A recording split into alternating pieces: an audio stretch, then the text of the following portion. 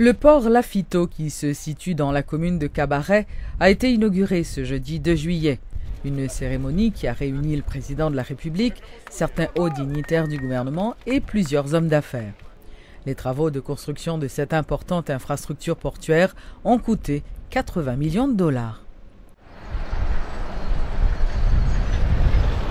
Lancé en 2010, le projet de construction du port Lafiteau a finalement vu le jour dans la commune de Cabaret. Désormais opérationnelle, cette structure moderne de standard international est érigée sur une superficie de 130 000 m². Cette importante infrastructure portuaire arrive à point nommé, se réjouit le président de la République, Michel Martelly. Moi, je suis content parce que souvent on a parlé de taux de change, on a parlé de coûts, on a parlé de migration, de République dominicaine, tout ça, avec qui ça n'a fait dans la canou. Parce que justement, là, on n'a pas de créer emploi. Donc, on qui travaille ici, il n'y a pas besoin d'aller dans notre pays. Donc, c'est qui est important. Et nous avons besoin des projets comme ça. Donc, c'est malheureux que des fois, il prend temps, c'est difficile pour lancer en Haïti. Mais justement, c'est modèle ça que nous avons besoin de réplique ça. Un projet de grande envergure dont les travaux de construction ont coûté 80 millions de dollars grâce à un partenariat public-privé. Capacité de stockage diversifiée, activité économique garantie, sécurité fiable, autant de possibilités qu'offre le port Lafiteau. Déjà, Ruben Bidjo, un des responsables de la compagnie JB Group, dit s'attendre à des retombées positives pour le pays. Lafiteau représentait un modèle de développement économique intégré, côté que il y a plusieurs pôles là-dedans. C'est l'équipement, échanges commerciaux dans tout le pays. Et c'est à travers un port efficient qui va permettre que nous recevoir de nouvelles lignes, que éventuellement prix, et nous vivons un pays compétitif en termes d'industrie maritime. Un pas de plus qui a été franchi en vue de développer le secteur portuaire selon les initiateurs du projet Lafiteau Global. Les travaux se poursuivront et prendront fin dans 3 mois. Après l'achèvement total du port, viendra le lancement de la deuxième phase qui consiste à construire une zone franche. Plus de 70 millions de dollars ont déjà été investis dans ce projet qui pourra générer 25 à 30 000 emplois.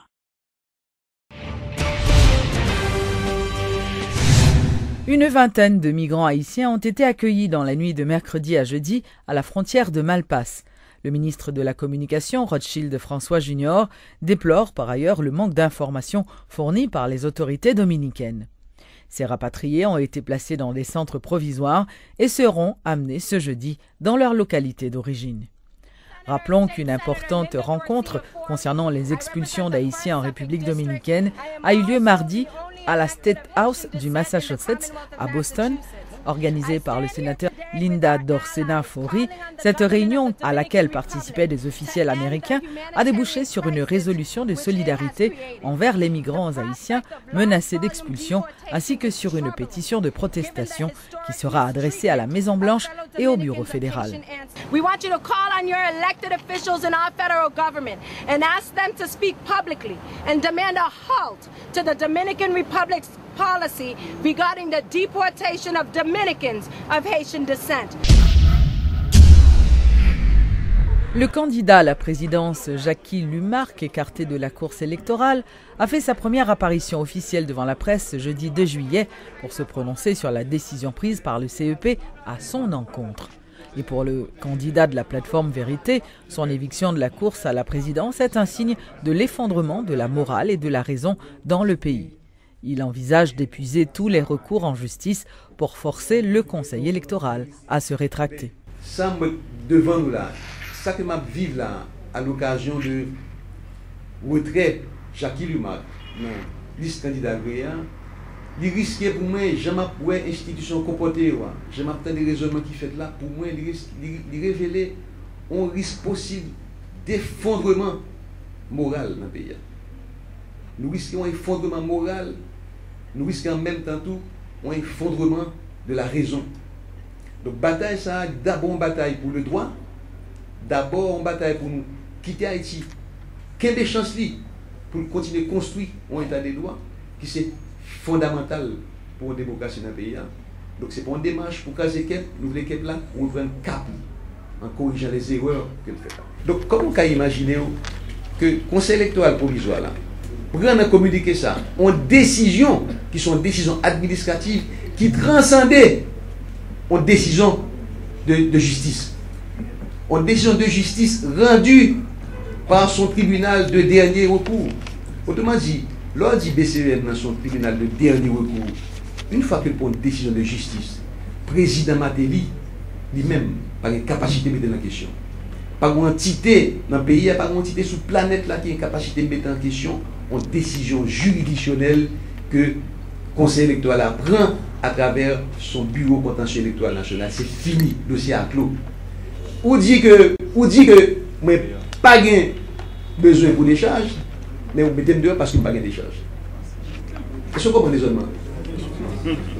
Ou dit, c'est pour ça que je me dis, attention, pour la société à pas faire face à un effondrement de la raison, mais aussi un effondrement moral. Pourquoi ça me parle d'effondrement moral? Même laisser l'État qui fait loi, qui fait constitution, qui fait décret, qui fait arrêter, l'État n'a pas d'autre porte de sortie que respecter lui-même loi à décret comme constitution qu'il fait. Il n'a pas de route par voie quelque part. Le candidat à la présidence Jean Chavannes-Jeune, leader du regroupement politique Canaan, salue, lui, la fermeté et la clairvoyance du CEP en dépit de certains mécontentements entendus de la part de quelques partis ou encore candidats. Il a toutefois révélé être vigilant concernant les opérations électorales en cours. Le pasteur Jeune invite les conseillers à n'avoir pour boussole que les lois de la République ainsi que le décret électoral en vue de préserver et de maintenir la crédibilité du processus. Nous invitons le CEP tout entier et chaque membre en particulier à éviter les mesures et déclarations de provocation et celles suicidaires de certains mécontents. Le CEP a intérêt à tout faire dans la transparence, conformément à la Constitution, aux lois de la République et au décret électoral pour aboutir aux résultats attendus par la population. Que prévalent en tout au CEP les principes d'éthique et de moralité comme renfort, ressources rares capables de soutenir, de maintenir et de sauvegarder la crédibilité et l'indépendance de cette institution électorale. Le développement économique, c'est pas un jeu. L'expulsion des Haïtiens de la République dominicaine provoquera un problème politique, ce qui risque d'avoir une influence sur la valeur de la gourde. C'est ce qu'a fait savoir l'économiste William Savary. Il a par ailleurs déclaré que les troubles dans un pays ont toujours tendance à fragiliser sa monnaie locale. La menace, si tu veux, de rapatrier les Dominicains d'origine haïtienne chez nous risque d'aggraver les conditions politiques que nous vivons actuellement en Haïti. Et ceci va additionner d'autres pressions sur la monnaie locale. Et dans tous les pays du monde, lorsque la politique n'est pas stable, lorsqu'il y a des conflits au niveau national, les premières répercussions se font sur la monnaie. L'effet de la rapatriation des citoyens. Tu vas avoir des pressions additionnelles sur la gourde et en vertu des pressions additionnelles sur la politique. Mais les pressions additionnelles sur la gourde, vraiment, si tu veux, ça représente une menace et comme je dirais même une guerre économique contre Haïti. Parce qu'avec la pression sur la gourde, il y a une dévaluation qui se fait.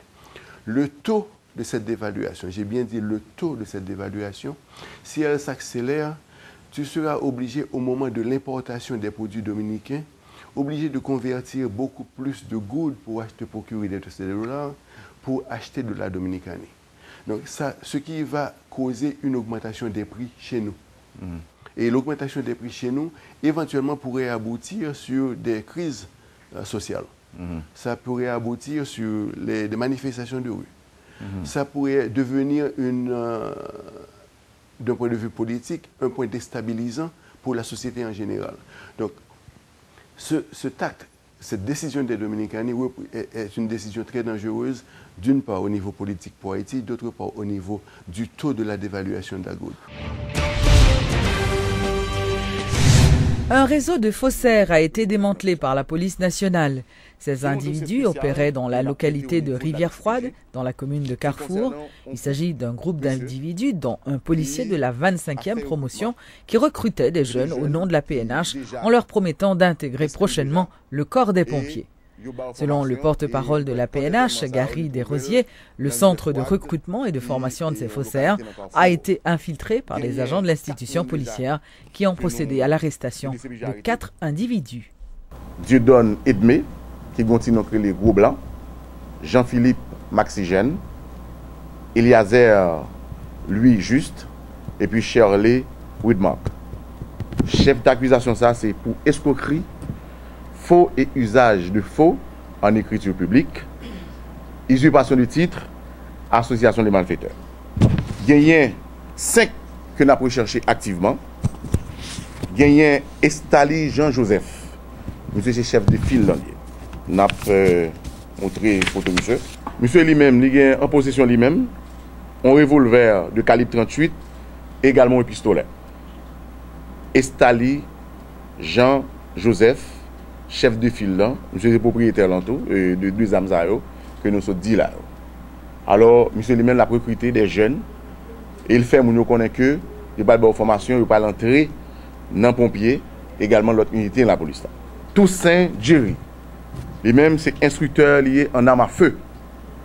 Il a une motocyclette de couleur bleue. Monsieur lui-même c'est un agent PNH. Monsieur fait sorti, fait graduer dans 25e promotion PNH là. Que DCPJ a recherché activement. Toussaint Jerry, monsieur c'est instructeur lié, dans le corps para policier ça, et comme ça nous carré lui, parce que là maintenant dit paramilitaire. Alors monsieur lui-même c'est la bas instruction en armes à feu et il y a plusieurs jeunes justement qui inscrits déjà. Il y a Peterson Widmark qui sont instructeurs tout. Et ses frères et chef de file là qui c'est Estali Jean-Joseph. Gagné Caso Marc Rodrigue. Lui-même, les responsables logistiques, c'est lui-même qui fait achat et achat munitions. Gessala Jordani, qui c'est instructeur sport. Alors 5 avis de recherche, on a demandé à la population justement, aidez-nous à 2 mounsao qui est important.